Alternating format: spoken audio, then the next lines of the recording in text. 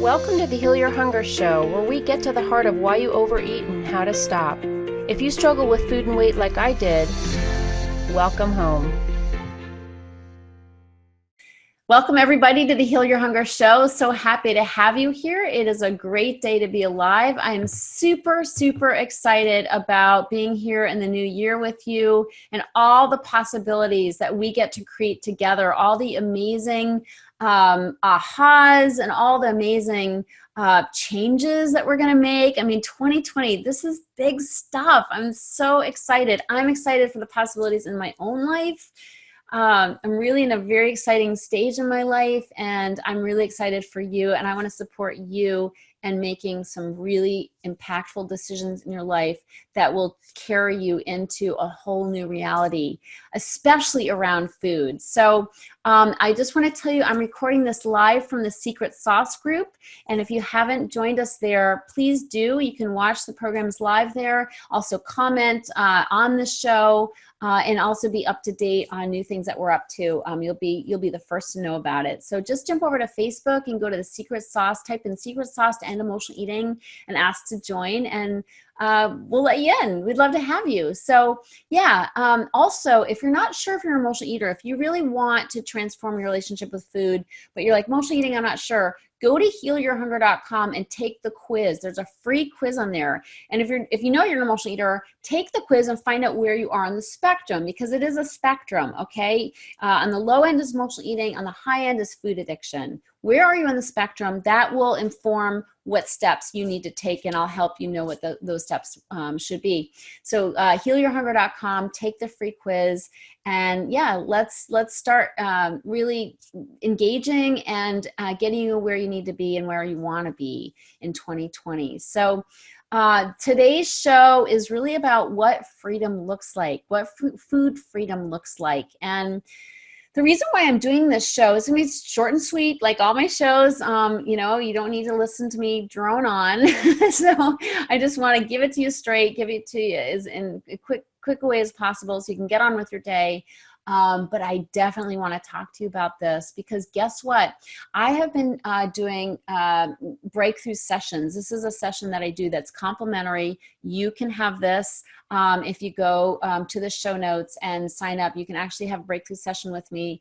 I love talking to you, okay? So I love learning about you and your journey with food and how I might be able to help. So that is a service that I offer. I won't always be offering that because things are getting really crazy. I'm going to start doing a lot of speaking this year, traveling for sure, maybe even more than last year. Last year was my first year to really start getting out there and traveling. So I don't know how long I'm going to be doing these. So if you are interested in having a conversation with me, and getting my assistance and helping you really just lay out a plan for how to achieve your goals, please do that. So I've been doing these, right? I had an amazing webinar, How to Lose 20 in 2020, and I've had the incredible pleasure of talking to so many of you over the past week or so. And what comes up and what I just really want to hone in on right now is the fear that people have of being free,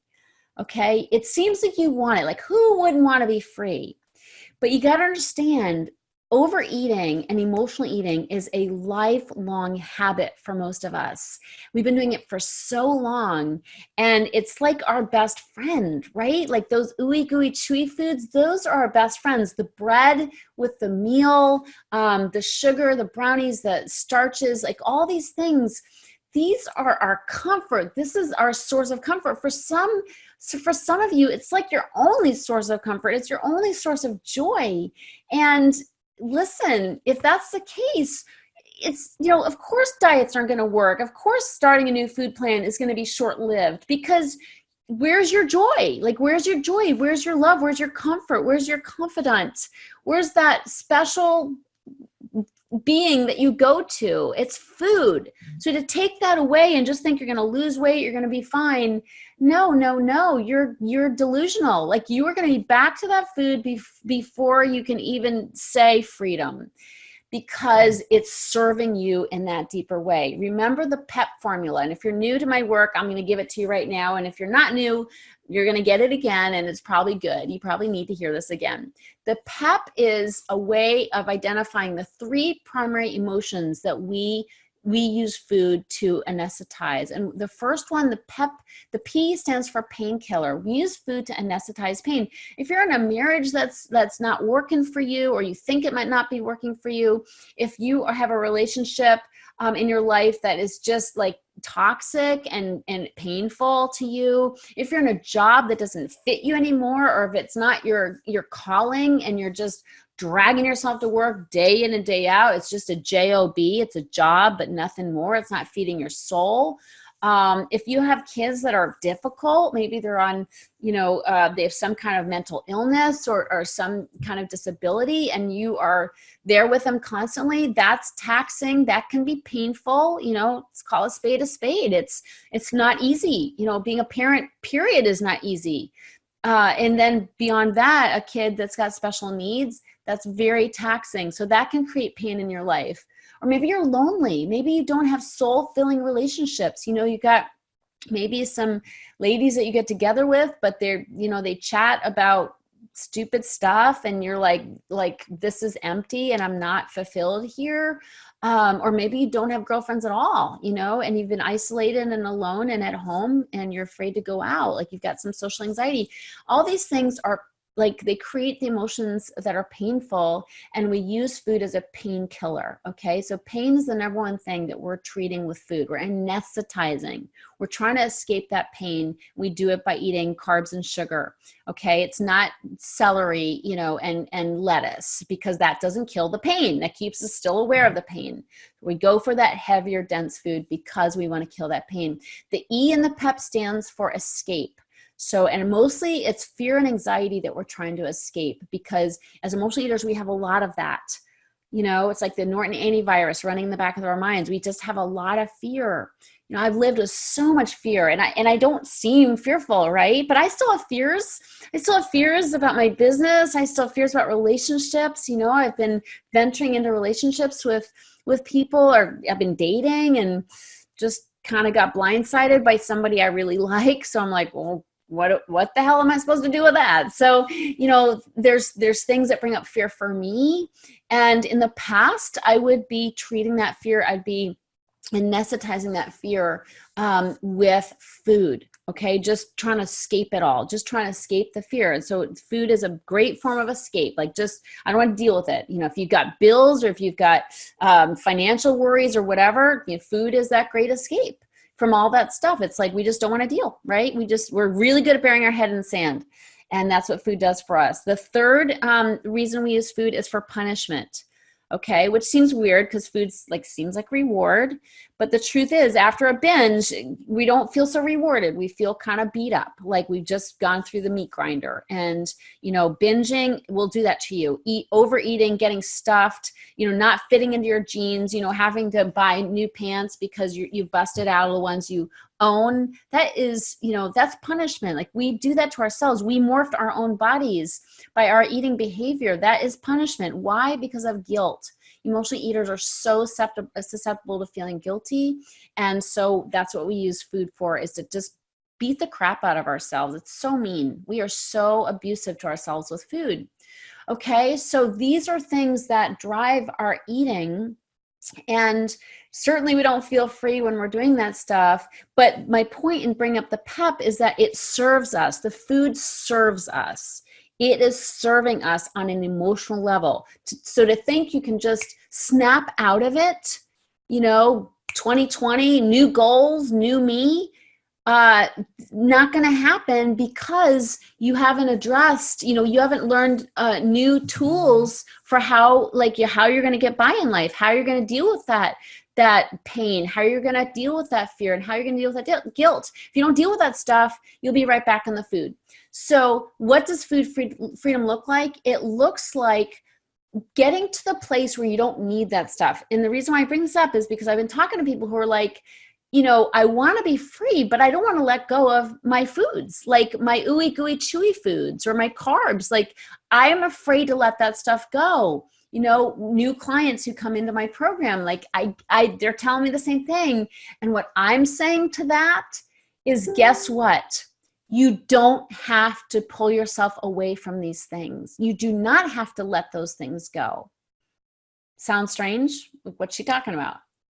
The reason is because if you go deeper on this deeper journey of dealing with that pain, fear, and guilt, if you start addressing the things in your life that cause you that pain, or if you start being able to face the fears that roam around in your head and you have a healthy way of getting that stuff out of you so it doesn't control you, if you start being able to realize that you're not a bad person and that the things you feel bad about they're not even a good case of skin rash. If you get help with that stuff, it's just what I'm trying to help my clients all the time get off their own case. They're so mean to themselves, so when you get help with that stuff, the food loosens its grip and you no longer need it.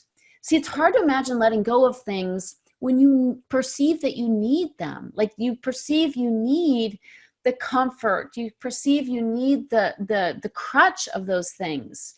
So it's like you're tearing it away. And that's why we put off healing, is because we're like, I can't live without my carbs. I can't live without my brownies. I can't live without cookies. Do not make me live without cookies.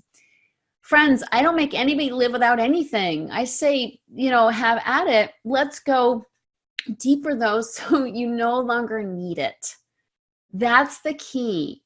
That's why diets are so silly, is because you're trying to not eat stuff that you need emotionally.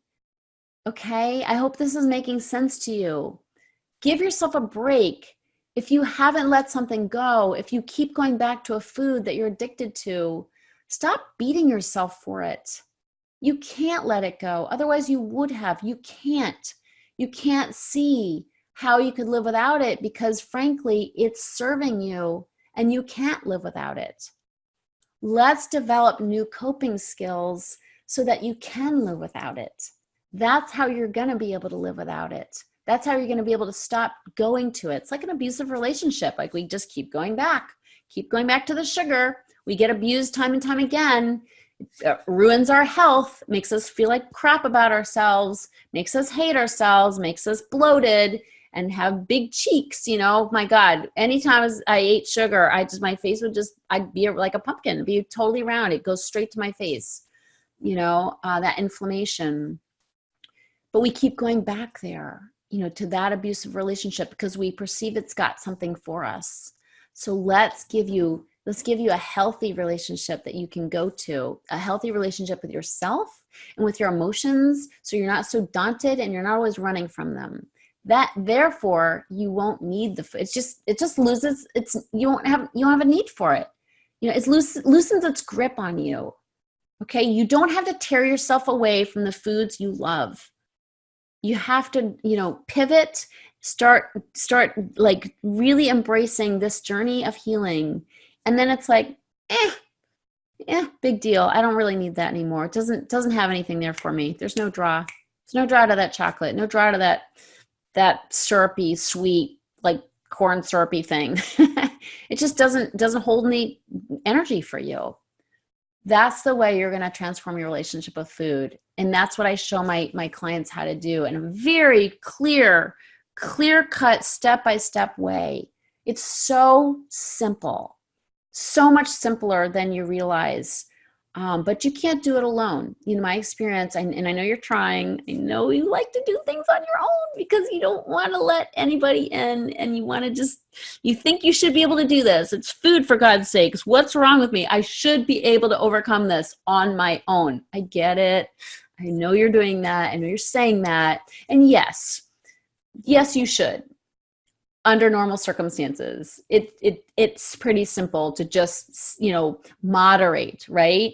Just moderate your sugar intake or just eat less and exercise more. Yes, that's a very simple solution. The problem is if you're an emotional eater, it doesn't work. So you're saying to yourself, I should be able to. Under normal circumstances, yes. If you're an emotional eater, no, you cannot. You cannot and you won't until you get support, until you learn a system that will give you the sustenance and the support that you need so you no longer need to get that from food. Then you can have peace around food. So Stop shoulding yourself, okay? And, give yourself a break and get the support you need for sure. And I, of course, love to talk to you about that. And, it's not always a fit for people. So I don't, I'm very honest with people if I don't think they're ready for my work. It's not for everybody. So, if we have a conversation, I'll let you know. We'll talk. I'll learn about you. I love doing it. So it's never something I dread. I really look forward to connecting with you. But if it's not a fit, it's not a fit, and that's okay. I'm totally unattached, to results. I love connecting with emotional eaters and being of service. So if you want to have a conversation, you can get that link in the show notes or on my website. But the bottom line is food freedom comes from that deeper journey. And what does it look like? It looks like just not being compelled anymore. Imagine just kind of feeling like, I don't really want that anymore. It's just, I used to not be able to stop eating that stuff. And now it just doesn't have any draw for me. Imagine that. Imagine getting up out of bed and feeling good because you didn't eat the night before, because you had a healthy meal and that was it. Imagine waking up and just feeling great and feeling happy with your choices from the day before, and then doing it all over again, making good choices again, and not feeling deprived and not feeling like, gee, you're the only one who can't eat the things that you want to eat because you won't want to eat them anymore.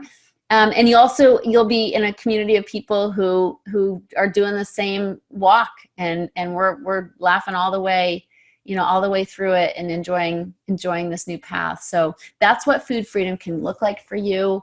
And the way to start is to get off the diet track, get off just trying to tear foods away from you and go deeper, and get support to do that, because doing it alone is a really hard way to go, and it won't work in my experience. You got to have support. So anyway, that's my message for today. And I just really love you so much. You deserve to be free.